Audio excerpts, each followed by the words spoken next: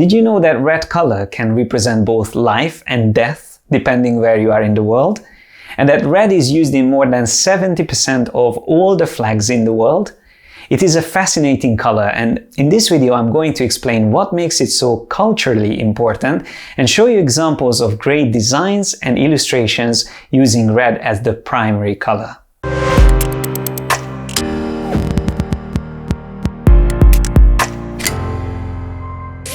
So there's a lot to discuss in this tutorial, and you can see I prepared loads of things I'm going to show you. And I used Milanote to build this board, and Milanote is actually sponsoring this video, but we love this tool. Honestly, there is no better way of preparing so many things together into one place, especially if you're a designer or illustrator and you want to keep things tidy. This is the easiest and most convenient tool to use. So if you want to try it out, we have the link in the description below. It's milanote.com/yesimAdesigner, and it's completely free to try it out. Give it a go if you haven't already tested it. The way I'm going to go through this video is to show you first categories of things associated with the color red. Then we will also talk about its importance around the world, so in different cultural settings, what color red means. We'll also look at instances of the red in nature. And then I will talk about a bit of color theory, the physics of color red. And finally, we will take a look at references from design and illustration where color red was used as a dominant color.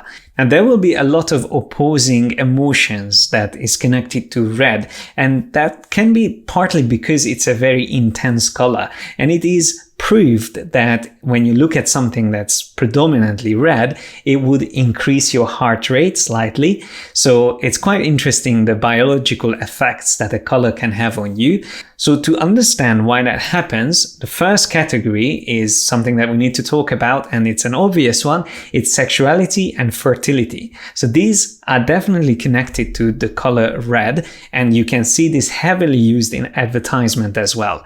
So here's just a few examples which explains it really well. So I don't even have to explain it any further than just looking at these. So obviously the roses are red. It's always connected a bit to sexuality and romance. Then the red lips, red lights, red dress, and there's so much more. These are just a few examples here that I'm showing you. But then of course, something that's very similar, love, passion and desire, is also connected to this color. Or whenever you see this color, these are also things that you will think of. There's again a reason for that, because the heart symbol is also usually red, and the blood in your body is also red. So again, a biological connection there.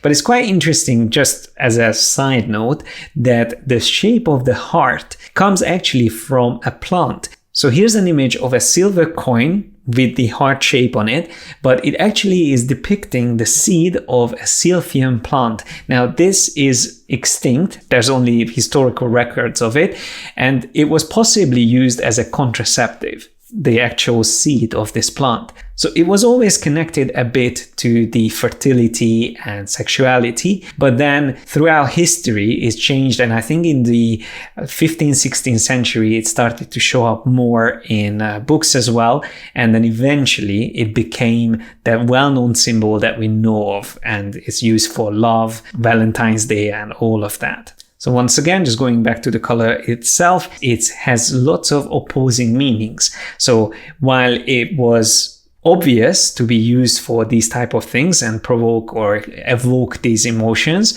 it also does almost like the opposite: aggression, dominance, strength, and also danger, power, war, and courage. So you can see, first of all, in this category that color red, again, because of its connection to blood, can be also meaning like these dangerous things, and the dominance and strength we can see in Scarface, all the background, everything is red, or Deadpool, and also the cover of the book Dracula with, again, connection to the blood. Again, very successful choice for design. And when it comes to grabbing someone's attention, red is a brilliant choice once again. That's why it's used in traffic signs and traffic lights. But also interesting fact that red is in 148 flags. So it's used in 148 flags, which is 77.08% of all flags in the world. So it is the most used color in flags. Again, its connection to power and dominance, but also courage. And it even goes back into Greek history when Sparta decided to use this color for their branding in a way. But why actually red out of all colors is so successful in grabbing people's attention? I think it has to do mainly with its connection to fire and danger.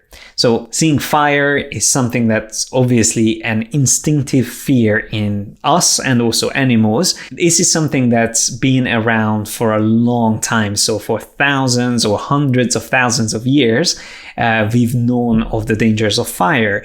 And for generations after generations, it's always been there.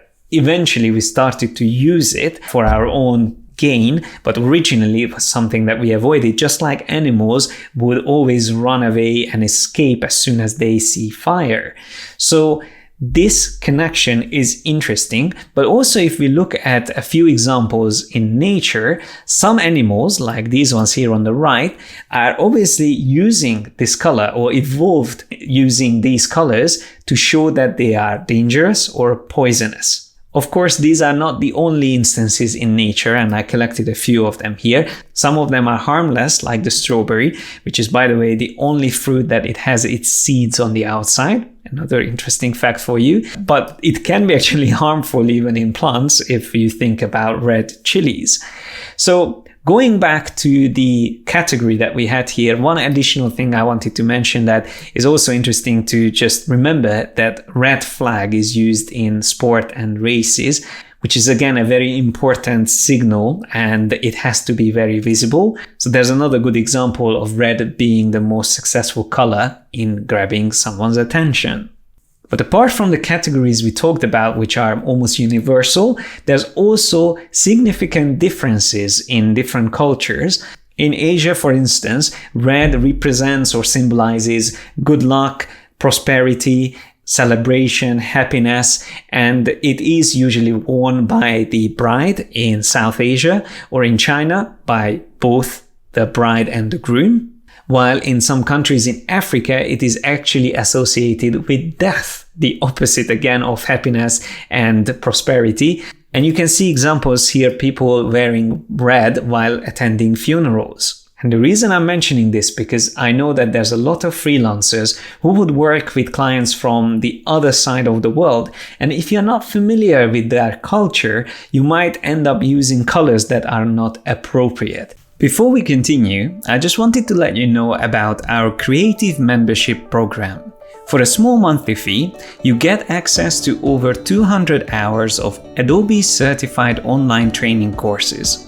Master all the tools and skills needed to become a professional graphic designer or illustrator.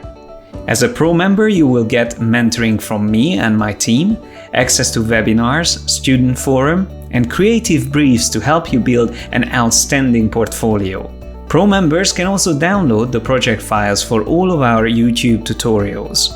Sign up at yesimadesigner.com/memberships and start your free trial today. And now let's head back to the tutorial. Now, besides understanding the emotions and associated attributes of the color red, it's also good to take a look at the physics behind it to properly understand why it actually has these connections to these emotions. So red is one of the primary colors, from red, yellow, and blue. In painting, for example, these are the main colors that we would use for mixing. Again, different from CMYK that we use for printing.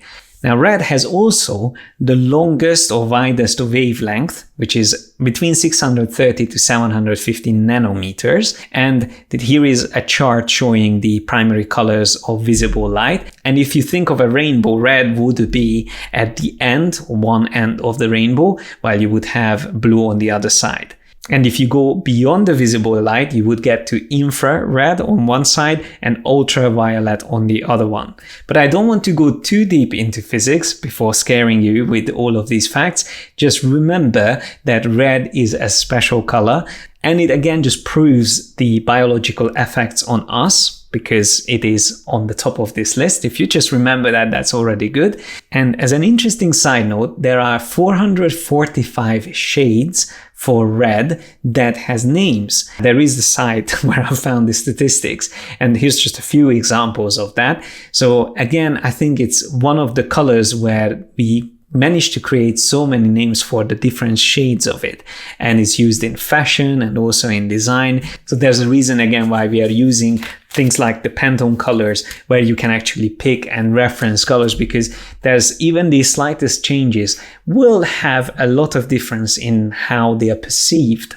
And of course, these subtle differences are not always obvious. Like here's an example with the Coca-Cola red. It would be very hard to pick which one is the actual red, because our color memory is not that great. It's true with all colors, but it's just a good example with the color red that you probably won't be able to pick confidently which one is the actual Coca-Cola red, unless you have an amazing color memory. One other thing I wanted to mention is that color red is the warmest tone if we look at color temperature. So again, it is an extreme color, and the warmth that it represents has again a lot of connections to those emotions that we talked about before. And last but not least, it's also worth mentioning color blindness, where red again is one of the difficult colors for anyone with color blindness to differentiate from other colors like green. So here we can see, compared to normal vision, these are the types of color blindness around the world, out of which this one is the most common one. These are just simulations of what the colors would look like for these people. My father has also color blindness, and I know he struggles when we have the greens and reds next to each other, especially when they are not as vibrant. So he is struggling to see the difference between them. And again, these are very important as a graphic designer for you to understand and to be aware of. So try not to use these colors in combination. Even though we are only talking about 8% of the population in the world, it is still a significant amount of people. So you should be careful how you are pairing and combining colors in your designs. And just as an interesting side note, if you are having trouble reading or seeing the number in this image here on the right, you probably fall into one of these groups. But don't worry, that might just be because your screen is not calibrated and it's not showing the colors correctly. But you can find lots of color blindness tests online if this is something you haven't done before. Last but not least, here are some amazing examples of red being used as the dominant color or primary color in designs and illustrations. In general, we can see that all of those things that we talked about are relevant, and all of those emotions are perceived well with these colors. And it's quite cool that you can see how many logos are actually using it as a main color, including Adobe, Marvel, Netflix, and even us. Yes, I'm a designer.